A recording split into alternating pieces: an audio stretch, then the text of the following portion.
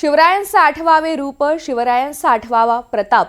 अवघ्या मराठी मुलुखाला आपल्या छत्रछायेखाली घेणाऱ्या, जनतेचं स्वतःच्या मुलांप्रमाणे रक्षण करणाऱ्या छत्रपती शिवाजी महाराज यांची आज 396वी जयंती दरवर्षीप्रमाणे शिवनेरी गडावर पार पडणार आहे आणि यासाठी मुख्यमंत्री देवेंद्र फडणवीस आणि उपमुख्यमंत्री सुनेत्रा पवार, उपमुख्यमंत्री एकनाथ शिंदे अगदी थोड्याच वेळात गडावर दाखल होतील. छत्रपती शिवाजी महाराज यांचा जन्म झाला तिथे सजवलेला पाळण्याची दोरी हलवून हा शिवजन्माचा उत्सव सुरू होणार आहे. येथेच शिवजन्माचा पाळणा सुद्धा गायला जाईल आणि यानंतर मुख्यमंत्री तसंच दोन्ही उपमुख्यमंत्री उपस्थितांना मार्गदर्शन करतील. शिवनेरी गडाच्या पायथ्याशी असणाऱ्या जुन्नर शहरामध्ये तिन्ही नेत्यांची छोटेखानी सभा सुद्धा होईल.